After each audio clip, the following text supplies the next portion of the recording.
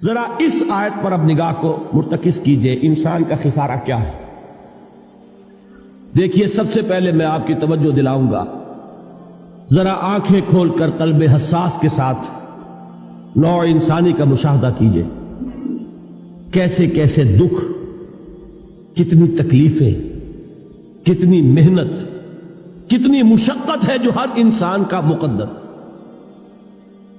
قرآن مجید میں ایک مکمل سورت ہے، سورت البلد، اس میں اللہ تعالیٰ نے متعدد قسمیں کھا کر ایک بات کہی، لا اقسم بہذا البلد وانت حل بہذا البلد ووالد وما ولد لقد خلقنا الانسان فی کبد۔ ہم نے انسان کو مشقت ہی میں پیدا کیا، یہ مشقت ہر انسان کا مقدر ہے۔ لوگ گھروں کو چھوڑ کر آئے ہوئے ہیں، کہاں کہاں انسان جاتا ہے، یہ اس دنیا میں محنت اور مشقت۔ ہاں، ایک مغالطہ ہو جاتا ہے کہ شاید یہ محلوں میں رہنے والے جو ہیں انہیں کوئی مشقت نہیں، انہیں کوئی دکھ نہیں، حالانکہ حقیقت یہ نہیں ہے۔ جو جتنا امیر ہے آپ دیکھیں گے اس کی جسمانی مشقت کم ہے، ذہنی کوفت زیادہ ہے۔ ٹرینکولائزرز کی انہیں ضرورت پڑتی ہے، انہیں سیڈیٹیوز چاہیے، خواب آور دوائیں مزدور کو نہیں کبھی ضرورت پڑے گی۔ وہ 8 گھنٹے کی محنت کرنے کے بعد ایسا سوتا ہے کہ وہ صبح ہی کی خبر لے گا۔ اور یہ وہ لوگ ہیں کہ جن کو ہپنوٹکس، خواب آور دوائیاں، سیڈیٹیوز، مسکن ادویات، یہ سارا لیبلیم اور یہ ویلیم اور یہ فلاں اور یہ فلاں، یہ کت کے ہاں جاتے ہیں؟ ذہنی سکون اور اطمینان انسان کو حاصل نہیں۔ کسی کی جسمانی مشقت ہے، کسی کی ذہنی مشقت۔ میں آپ کو یاد دلانا چاہتا ہوں مہاتما گوتم بدھ کا معاملہ۔ 30 برس کی عمر میں کپل وستو کا شہزادہ محل کو چھوڑ کر نکل گیا، جوان بیوی کو سوتا ہوا چھوڑ کر گیا، شیر خوار بچے کو چھوڑ کر گیا۔ راجدھانی میں رہنے والا، محل کا باسی، جسے یہ معلوم ہے کہ باپ کے بعد مجھے یہ سلطنت ملنے والی ہے، کیوں گیا؟ کبھی کبھی آپ نے سوچا؟ اس نے انسان کے غم اور دکھ کا مشاہدہ کیا۔ اس نے دیکھا کوئی اندھا ہے، ٹھوکر کھا کر گر رہا ہے، کوئی والدین کھڑے ہوئے رو رہے ہیں اور ان کی نگاہوں کے سامنے ان کا نہایت محبوب بچہ دم توڑ رہا ہے اور وہ کچھ نہیں کر سکتا۔ اس نے سوچا یہ صدمہ کیوں ہے انسان کا، یہ دکھ اس کا مقدر کیوں ہے؟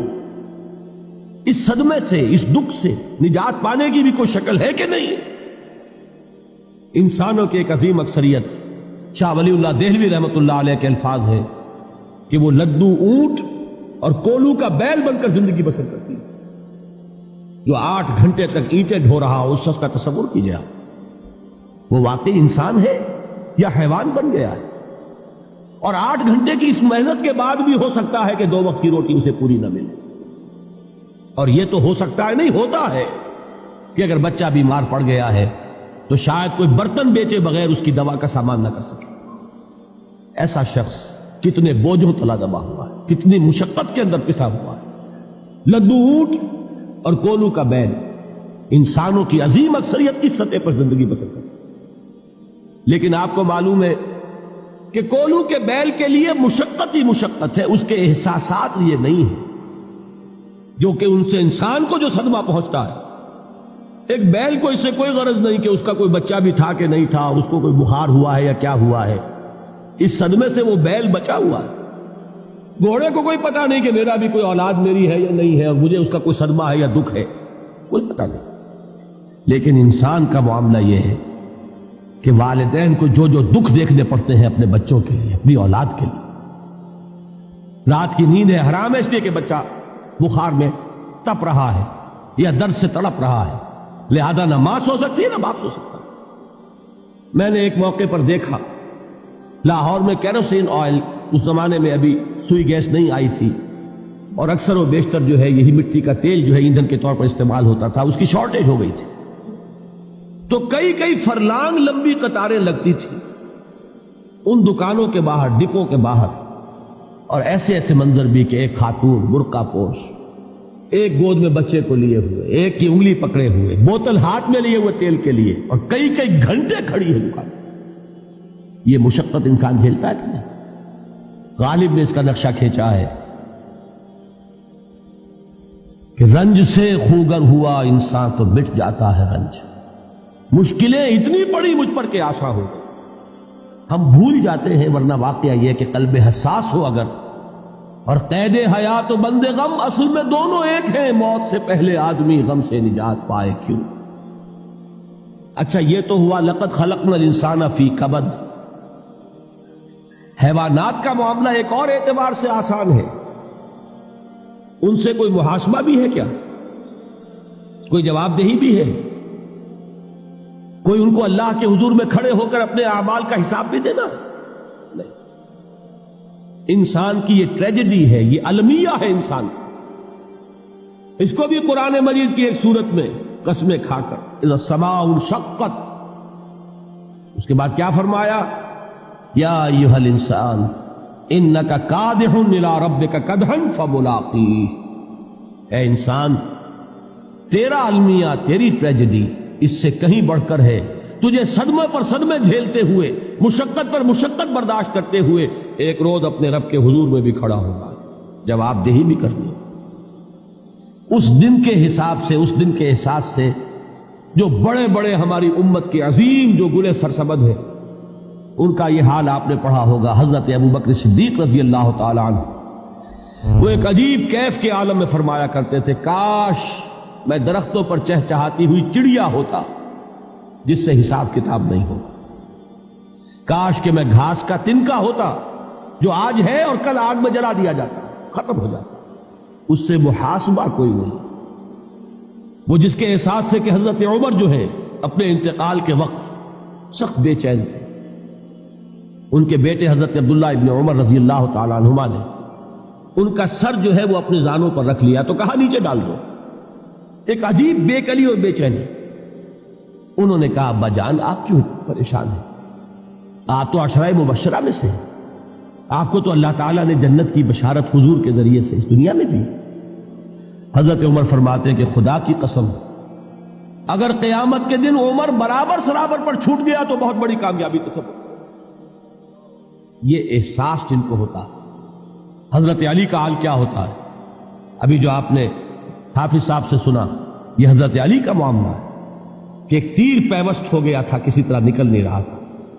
حضرت علی نے فرمایا کہ اچھا چھوڑو مجھے، میں نماز کی نیت باندھتا ہوں. نماز کی نیت پڑھتے تھے تو لرزتے تھے، کانپتے تھے. کس کے سامنے کھڑا ہوں اور کس کے سامنے مجھے ایک دن جواب دہی کے لیے کھڑا ہونا ہوگا. لن تزولا قدم ابن آدم، حضور نے خبر دی ہے ابن آدم کے قدم ہل نہیں سکیں گے. جیسے مجرم کھڑا ہوتا ہے کٹہرے کے اندر، اس کٹہرے میں سے ہل نہیں سکو گے حتی یسأل عن خمس، جب تک کہ 5 چیزوں کا حساب نہ لے لیا جائے. وہ 5 چیزیں کیا ہے؟ کان کھول کر سنیے. عن عمرہ فیما افناہ، عمر کا حساب دو. یہ 80 برس اور 70 برس ہم نے تمہیں دنیا میں دیے، کہاں ضائع کیے؟